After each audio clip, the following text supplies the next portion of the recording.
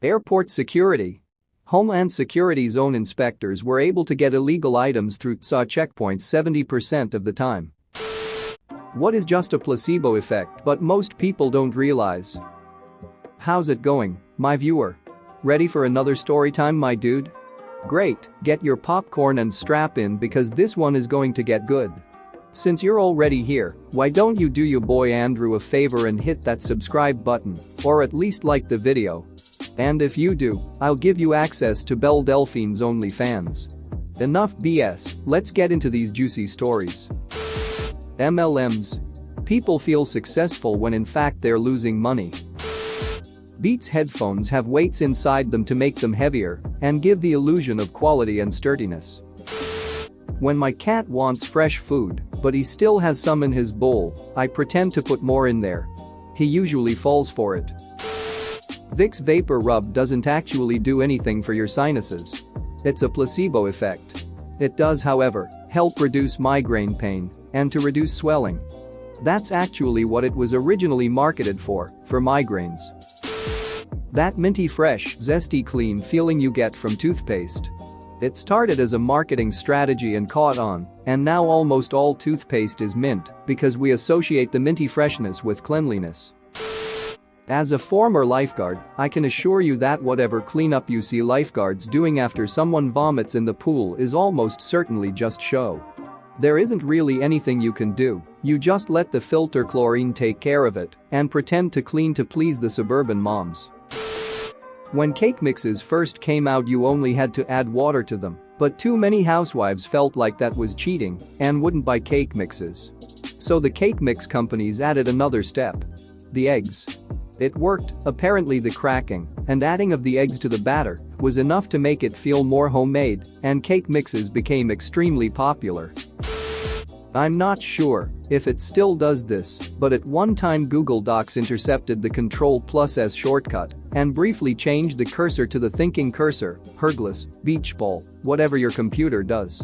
You don't need to save your Google Docs. They save every tiny change on the server. But people are used to doing it. Turkey doesn't have enough tryptophan to make you sleepy. You're most likely sleepy cause you ate too much and your body's in rest and digest mode. Edit to add. It's a placebo when you eat a meal that includes turkey and say you're tired but eat a meal of the same calories and conditions with chicken instead and you don't feel tired. It's conditioned into American culture because of overeating at American Thanksgiving. How long it takes a Coinstar to process and count coins and return a receipt. It finishes quickly. So quickly that folks are skeptical of the accuracy. So a fake delay, with fake counting noises, was built in giving folks more confidence in the results. As an IT person, giving a user a new monitor will make them swear their computer is faster. Edit. Wow, this blew up. This is by far my highest rated comment in existence. I haven't worked tech support for over a decade, so my comment comes from a time in the late 90s when users were using Compaq iPac mini towers and just couldn't get over the switch from CRT to LCD monitors. And holy cow, the switch from 4.3 to 16.9 was life-changing. Sadly, this observation has nothing to do with refresh rate, as that's a modern consideration we didn't have the luxury of back in the old days. I worked at a kid's birthday party place for a couple years in high school. So many kids would cry because they fell over, bumped their arm, etc. Never anything bad. I'd say something like, "Can you shake your foot around? Does it feel better? How about jumping in a circle? Alright, we are going to blow on your hand so it feels better and then ask if they are ready to play again." Works like a charm. Also bandages for little boo-boos. They think they are healed and get right back to being happy little kiddos. I install commercial audio-video systems. On bigger, more involved jobs like stadiums and arenas, we have AV consultants who don't work for my company but are a big link in the chain as far as designing and eking the finished system. I don't know how many times I've been up in a 80 boom lift and they want the azimuth or down angle of a speaker adjusted by some ridiculously small amount. So you get back up there, bang a couple wrenches on the speaker, and don't actually move crap.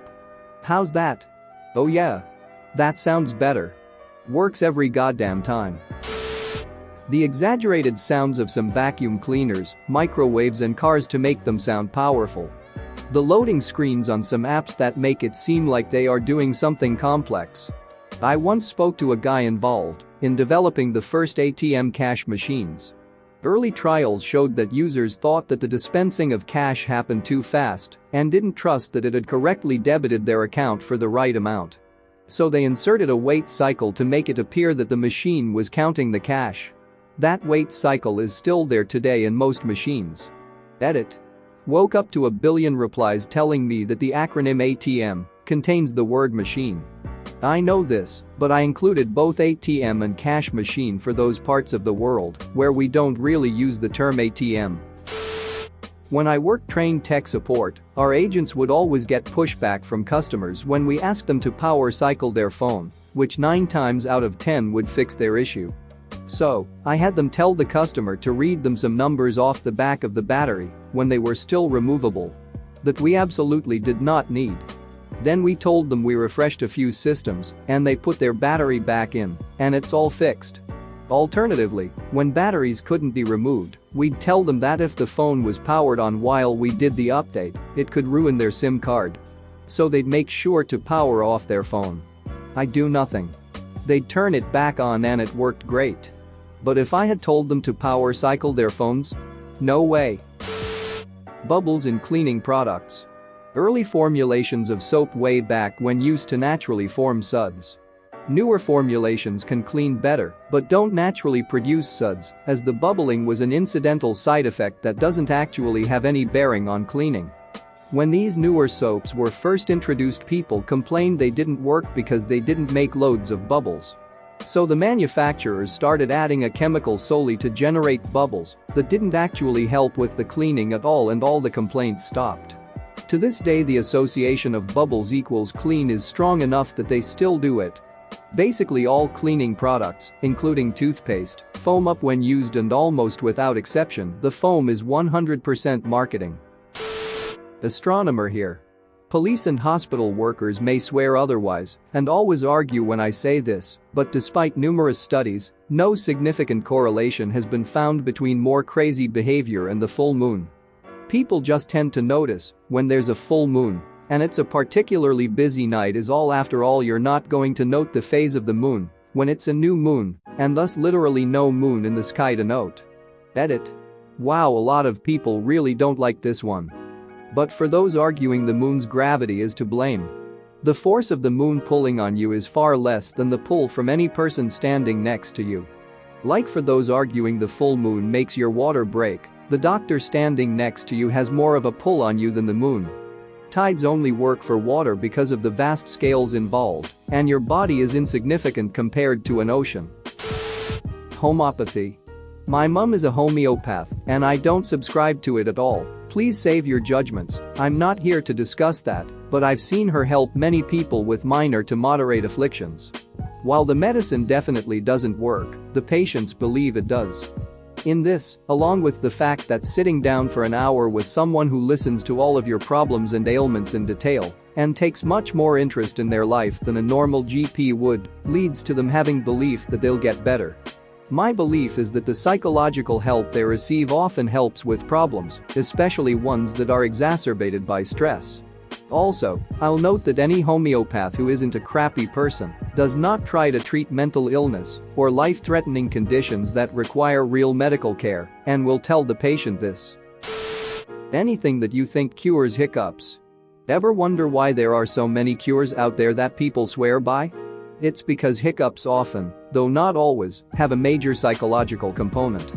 Your diaphragm spasms for real a few times, but then something in your brain takes over and makes you think, subconsciously, you need to keep doing it so they won't go away.